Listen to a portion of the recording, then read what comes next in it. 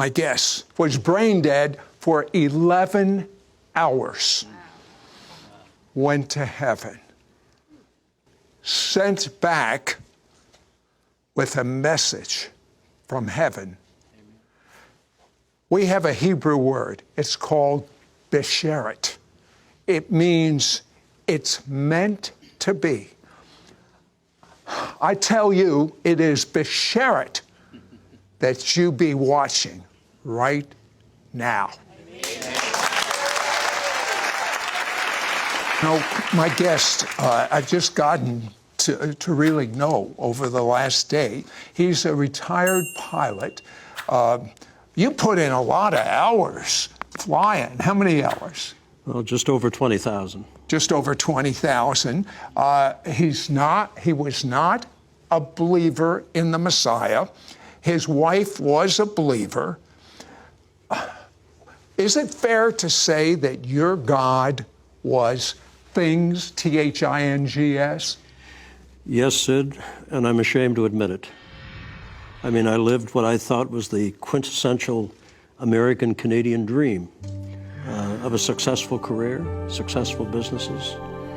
And yet, I would wake up in the middle of the night and I'd have this yearning inside of me.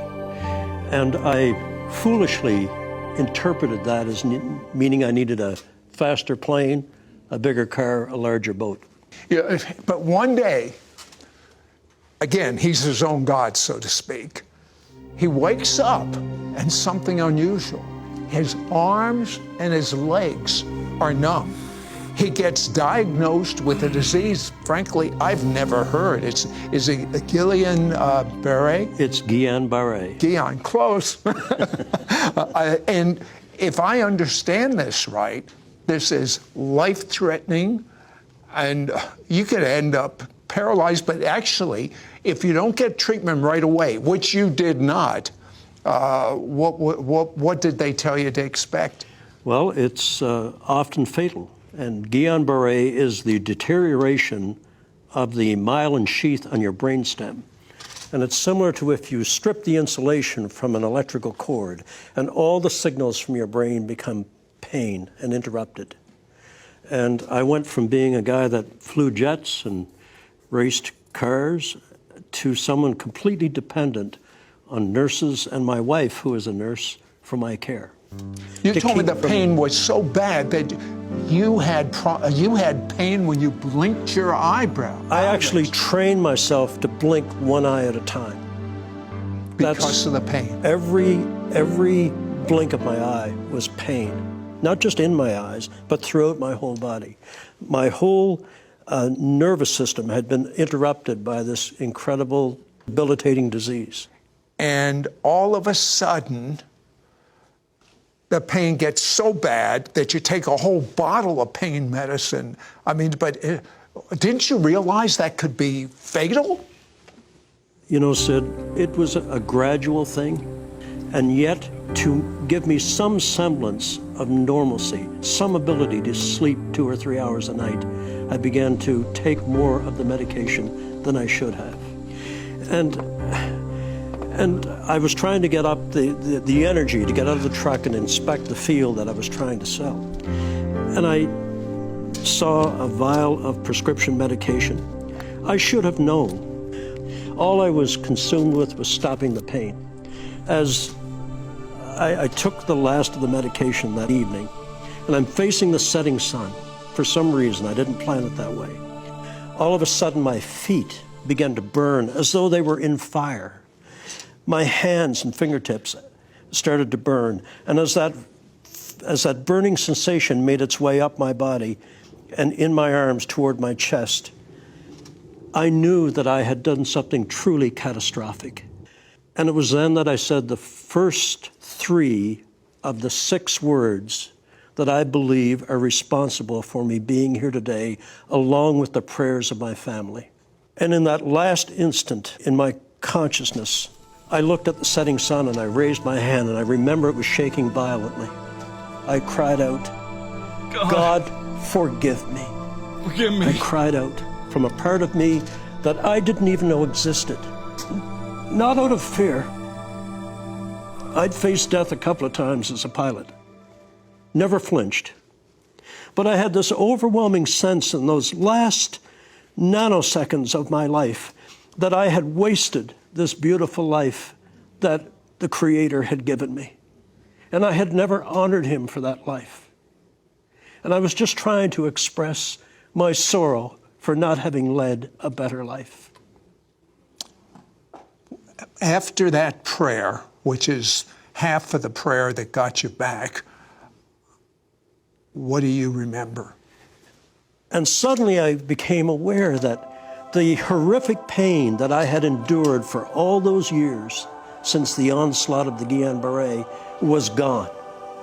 I felt more alive than I had ever felt before. And the pain was gone. I felt so great, I slid out of the truck. I walk about 15 feet away, and I'm feeling as though a heavy, wet overcoat has been taken off from me, and all the pain has gone with it. And then I look back at the truck, and there's someone in my truck, and I'm absolutely enraged. Who would dare get in my truck? And not only that, he's sleeping on the steering wheel. The moment when I realized that the guy in the truck was me was truly earth-shattering. The next thing that happened, you're flying, but there's no airplane. Finally, I'm saving on fuel. But I began to rise. I can look through the rear window of the truck and see my body slope over the wheel. I'm over the truck. I can look down in the bed of the truck, Sid, and see my toolbox. And being a former pilot, I'm a good judge of altitude. And I'm at suddenly 100 feet, 200 feet. I'm drifting slowly backwards, and I'm rising. I'm rising, and I am terrified. I can look out over the countryside. I'll tell you what, hold that thought. He finds himself in a very unusual place, almost a crossroads between heaven and hell. When we come back, we'll find out what he did about it. Hell was he actually heard hell and demons calling him by his name. Be right back. Right back to It's Supernatural. Hello, YouTube. Mishpocha. Mishpocha is a Hebrew word. It means family. This is Sid Roth. Welcome to my world, where it's naturally supernatural. If you've been blessed by this show, please subscribe. Then click the bell so you won't miss a single episode of It's Supernatural. We now return to It's Supernatural. People are on the edge of their seat right now. So you start going up, and it sounds, I've heard this story from others before, sort of like a tunnel you're going through. What is this? When I got to about 1,200 feet, I tilted my head back, and this beautiful golden circle appeared in the sky. And then the center filled with gold. It opened, and suddenly it was as though I had put all the thrusters on the jet engines. I went zipping into this tunnel of light, which I'm sure many people have heard of. And I'm traveling at tremendous speed. I'm leaning back at about 45 degrees. I have incredible sensation of speed, but typically you feel the wind in your face. There was no wind, and there was no rushing noise of the sound of travel, and no jet engines. and tremendous speed. I bet, I'm guessing Mach 1, possibly. And within a very quick period of time, I recognize that there's a brilliant light at the end of this tunnel. I come to it. It's covered in mist. I step out because I feel the tunnel closing behind me. I put my foot down. The mist cleared. I look down, and I can't believe it. I am standing on the most incredible green grass you could ever imagine. I now know where the saying comes from. The grass is always greener on the other side. They're talking about heaven. But I've been told the colors It's greener than any green we have here. If we have a spectrum of colors on Earth, heaven has 10,000 times 10,000 more. It is a feast for the eyes. Okay, but then you see some darkness. I look up from that beautiful grass that radiated light from underneath my feet, and there's as though a dividing line, a median, has been drawn in front of me. To the right, there's this beautiful mist-colored field. The mist is laying over it. We pilots call it ground effect. There's beautiful flowers showing through it. But then to the left of that line, Sid, it was so different, because that beautiful green grass went from green to brown to scorched to black and then dropped off in a crevasse. And I stepped forward and looked down into this coal blackness. And then I saw something like a dim light at the bottom, like a light of fire, red fire. And suddenly I heard the strangest sound, like two massive iron doors opening and screeching on hinges that had not been used in a long time. And suddenly emerging from those doors was the most hideous creature you could ever imagine. Hollywood could never duplicate what I saw. So I'm looking, I see this thing coming out, and suddenly I'm assailed by this horrific smell that comes out of that pit, an odor of death and decay and of things long dead, things that should never see the light of day. And it gazed up at me, and when its fiery eyes looked at me, it started to make its way up the wall of that pit. But its body, Sid, was formed of like a rolling mass of dark cloud with a face on it. And I heard the most horrific things. Something screaming within the body of this creature. And then what absolutely horrified me was I heard my name being called. This creature knew me. It knew me. And it was coming for me. And I was terrified. I mean, I'd love to tell you I stood there and wanted to do battle. I was terrified. And it reared up out of that pit over me. And the most hideous face imaginable, massive in its size, snarled at me.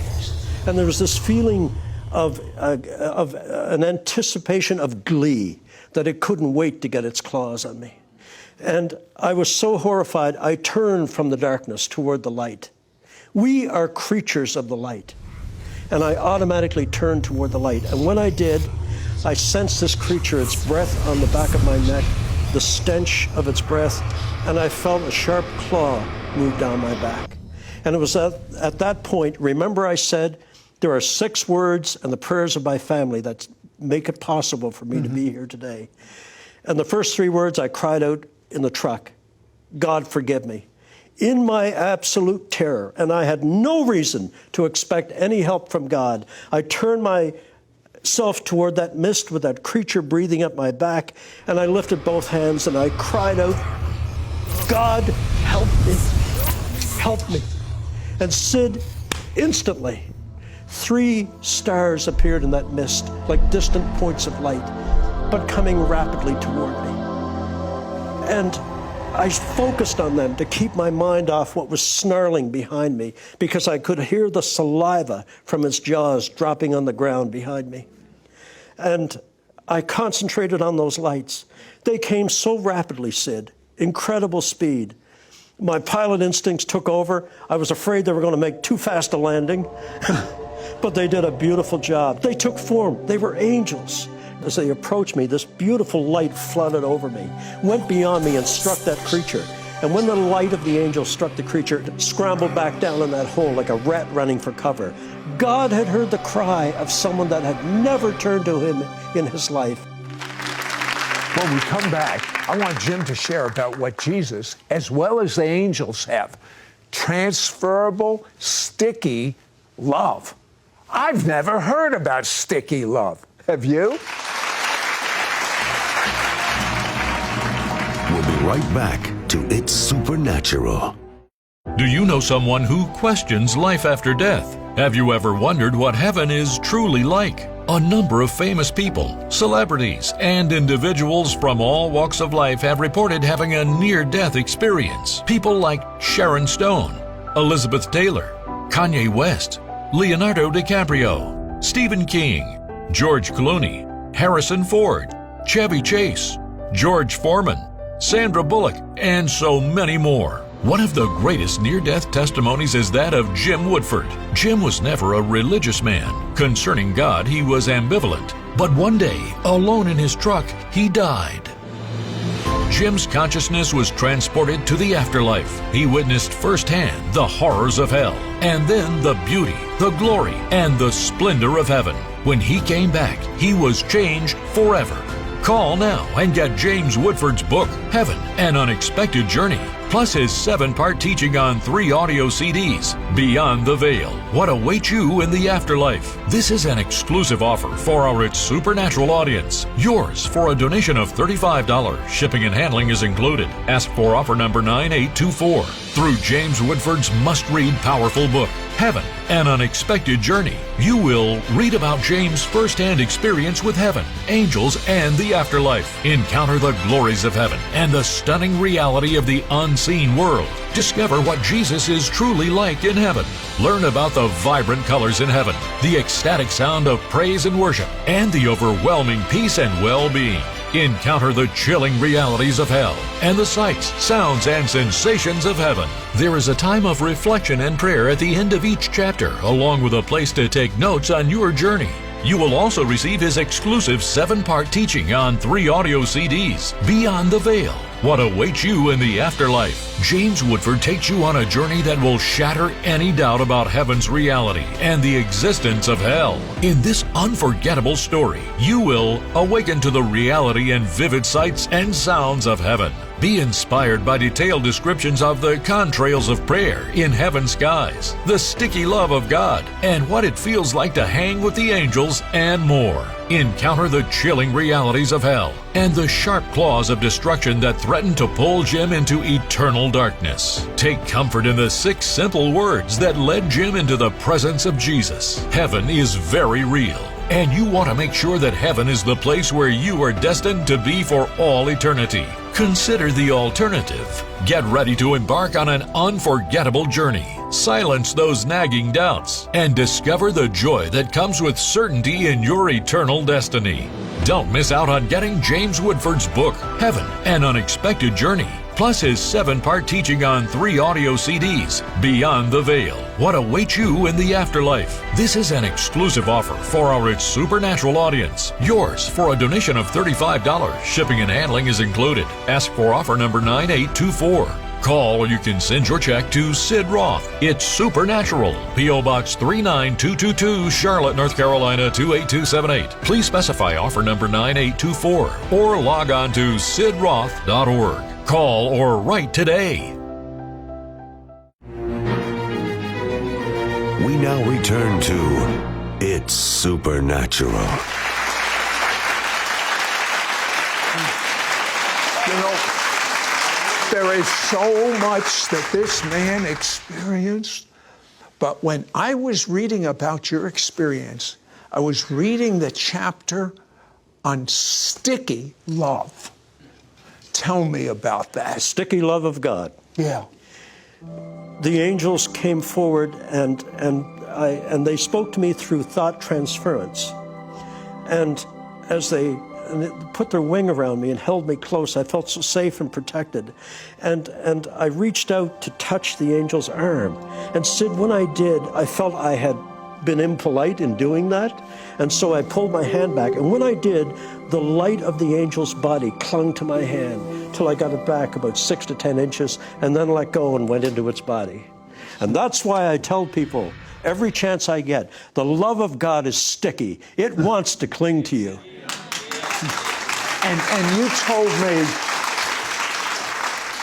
told me that God was in process of replacing all your selfishness, all your greed, all your lust for love. Explain that.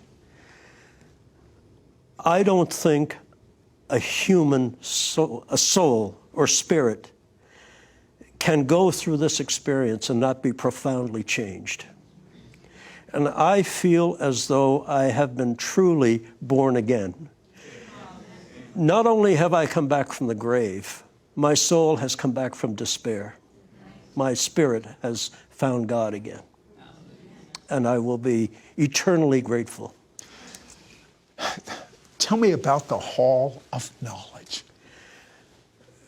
Heaven, you have to suspend all that you've been taught about physics and gravity and time and linear space and spatial references. They simply do not exist in heaven.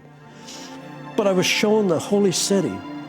I mean, these incredible buildings of light, not hewn from stone, Sid, but hewn from blocks of light that exuded this warmth and love. And I saw the halls of knowledge, the halls of music, the halls of learning, the halls of everything that you wanted to learn about the mysteries of God. And then they showed me the nursery. The nursery, Sid.